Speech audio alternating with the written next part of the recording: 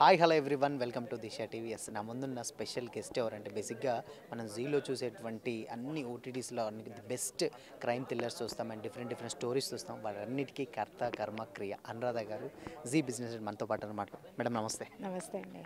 ఎలా ఉన్నారు? చాలా రోజులు. బాగున్నానండి. ఫస్ట్ ఆఫ్ ఆల్ విరాటపాలెం కంటే ముందుగా మేము చూసినటువంటి సిరీసెస్ అన్నీ కూడా కొత్త ఈవెన్ వికటకవి కావచ్చు, గాలివాన కావచ్చు, రెక్కీ కావచ్చు. సో అవన్నీ కంప్లీట్గా ఒరిజినల్గా అండ్ దాని తర్వాత చాలా ఎంగేజింగ్గా ఉంటూ ఉంటాయి. బట్ ఏంటి అంటే ఇంత సెలెక్టివ్గా సెలెక్ట్ చేసుకోవడానికి మెయిన్ అనురాధ గారు అని అంటారు. ఏంటి అలా ఏం లేదండి. Actually we have very very good team. ఇప్పుడు వికటకవి రాసింది దేశరాజ్ గారు, మా ఒరిజినల్ సిరీస్ హెడ్ అనమాట. ఆయన హీ కేమ్ యాజ్ రైటర్. అంటే టీమ్ సెలెక్ట్ చేసింది కూడా అందరు రైటర్స్ టీమ్ నుంచి సెలెక్ట్ చేసాము. Most of them are very well equipped to help. అంటే ఇప్పుడు బేస్ కథతో చాలామంది వస్తారు, కొత్త రైటర్స్ ఉంటారు, వాళ్ళకి స్ట్రక్చరింగ్ తెలీదు. వాళ్ళు కూర్చుని వాళ్ళతో చాలా హ్యాండ్ హోల్డ్ చేస్తారండి. So by the time the project comes to by the time project on board అయ్యేలోపు we take good amount of time to write the detailing అనమాట. So it helps. కొంతమంది ఏమో ఫినిష్డ్ కథతో వస్తారు, లైక్ రెక్కీ టోటల్గా ఫినిష్డ్గా వాళ్ళు అంటే మనం ఐ థింక్ 2 times ఏమో కూర్చుని కరెక్షన్స్ చెప్పినట్టున్నాం, కానీ చాలా టైట్గా వేసుకుని వచ్చారు. కొంతమంది అలా వస్తారు, కొంతమంది ఇలా వస్తారు. సో ఇట్ డిపెండ్స్ అండి. కానీ రైటర్స్ అయితే మా దాంట్లో మా ఓన్ టీంలో చాలామంది ఉన్నారు కాబట్టి it becomes easier for them. Filtrations ఎక్కువ ఉంటాయి, ఐటరేషన్స్ ఎక్కువ చేయించి ఫైనల్ చేసి we release the series. And ఇంకోటి ఏంటంటే మేడం, ఇప్పుడు జీలో వచ్చేటువంటి సిరీసెస్ అన్నీ కూడా సినిమాల కంటే కూడా అంతే ఆ తలుపులో ఉంటాయి. అంటే కొంచెం చూడడానికి కానీ క్రైమ్ ఉంటుంది అండ్ దాని తర్వాత సస్పెన్స్ ఎలిమెంట్స్ ఇవన్నీ కూడా ఉంటాయి. బట్ ఎక్కువగా హారర్కి థ్రిల్లర్స్కి కొంచెం ఎక్కువ రీచ్ ఉంటుంది అని అన్నా జీ5లో. ఏంటంటే ఆ పర్టికులర్ స్టోరీస్కి రీజన్ ఏంటి? అంటే బేసిక్గా కోర్ ఆడియన్స్ మేల్ అండి సిరీస్కి. ప్లస్ వాళ్ళు ఒకసారి కూర్చుంటే సిరీస్కి ఫిల్మ్ కంటే మీరు క్లోజ్ డోర్స్లో వేసేసి కూర్చోబెడతారు, వన్ గోలో చూసేస్తారు. ఈవెన్ డిజిటల్ కూడా ఫిల్మ్కి కూర్చున్నప్పుడు మీకు బ్రేక్లు లేకుండా ఉంటాయి. అండ్ బింజ్ వాచింగ్ చేయాలంటే హుక్ ఉండాలండి. నెక్స్ట్ ఎండ్ అవ్వగానే నెక్స్ట్ ఎపిసోడ్ నేను చూడాలి అన్న యాంటిసిపేషన్ ఉండాలి. సో అందుకు యూజువలీ థ్రిల్లర్స్కి ఆ ఎలిమెంట్ ఉంటుంది. అలా అని ఒక చిన్న ఫ్యామిలీ స్టోరీ మీరు చూసే ఉంటారు. యాక్చువల్లీ టోటలీ సెంటిమెంట్ చాలా వెరీ వెల్ రిటర్న్. నిహారిక గారు తీసుకొచ్చినప్పుడే ఆల్మోస్ట్ ఫినిష్ ప్రోడక్ట్ అండి. చాలా మంచి సిరీస్ అది it was totally sentiment growing up for a bye who is very irresponsible అనమాట. ఆ హోల్ ఆర్క్ చాలా ఫెంటాస్టిక్గా ఉండింది. సో అలాంటివి కూడా ఉన్నాయి. అంటే it is not like we have just only done thrillers అని కాదు, we have done some heart touching family stories, slice of life కూడా చేస్తున్నాం. అండ్ ఇంకోటి ఏంటంటే మేడం, ఇప్పుడు సిరీసెస్ పక్కన పెడితే సీరియల్స్, మెయిన్గా సీరియల్స్ జీ తెలుగు సీరియల్స్ చాలా ఫేమస్. ముద్దమందారం గతంలో అయిపోయింది, ముత్యాల ముగ్గు, ఇలా ఈ సీరియల్స్ అన్ని ఇప్పుడు స్టిల్ ప్రేమ ఎంతమంది, ఈ సీరియల్స్ అన్నీ కూడా కంప్లీట్గా ఫ్యామిలీ ఆడియన్స్ ఎవరిని చూసినా జీ తెలుగు సీరియల్స్ అలా వరుసపెట్టి చూసేస్తూ ఉంటారు. సో మరి అలాంటి స్టోరీస్ని ఎలా పర్టికులర్ చేస్తారు? అంటే మాకు బేసిక్గా బాగా రీడింగ్స్ వస్తాయండి. అంటే డైరెక్షనల్గా ఇలాంటివి నచ్చుతాయి అన్నది తెలుస్తుంది. అంతేకాకుండా ఎక్స్టెన్సివ్ గ్రౌండ్ రీసెర్చ్ చేస్తాం. అంటే లాస్ట్ టైం మేము ఐ థింక్ 2019లో ఆల్మోస్ట్ 22 districts విజిట్ చేసి చాలా ఎథ్నో స్టడీ అంటే ఆడియన్స్ని స్టడీ చేస్తాం అనమాట.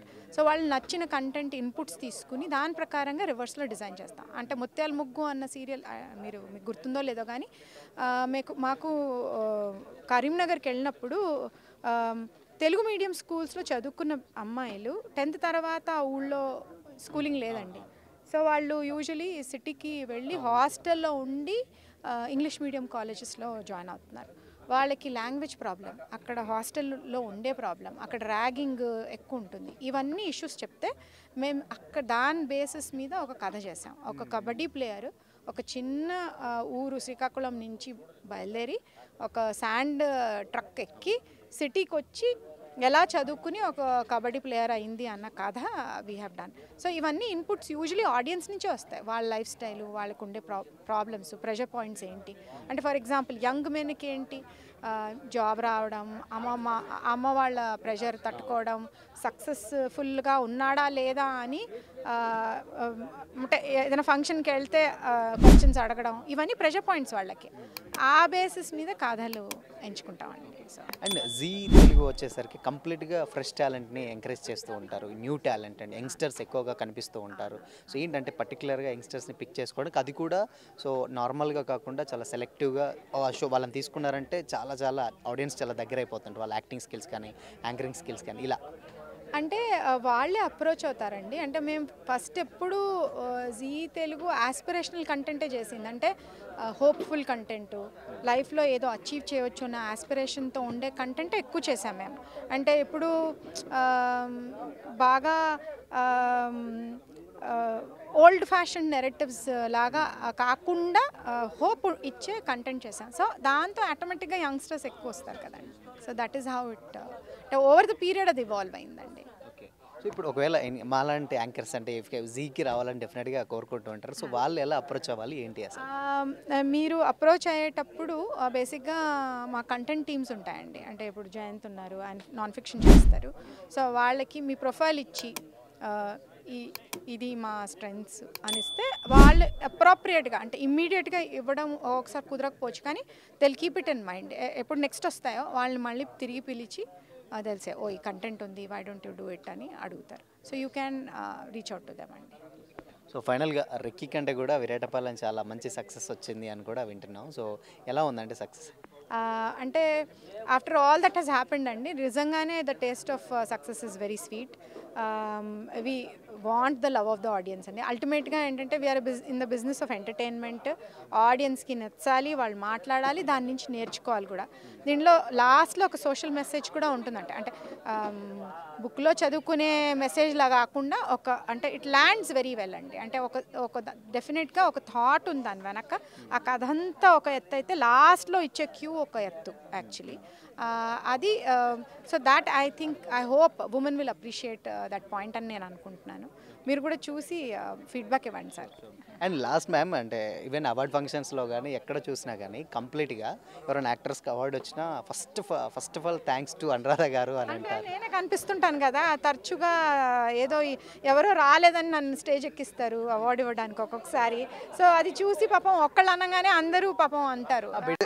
అంటే సెలక్షన్ ప్రాసెస్ కూడా చాలా జెన్యున్గా ఈవెన్ వాళ్ళు గుర్తుపెట్టుకుంటారు అండి. మాకు అంటే we're in a position where we can help others అంటే definitely will try 100% to be genuine about it అండి. అంత తప్పితే వేరేదేం కాదండి. Okay. So thank you ma'am, thank you so much and all the very best. Thank you.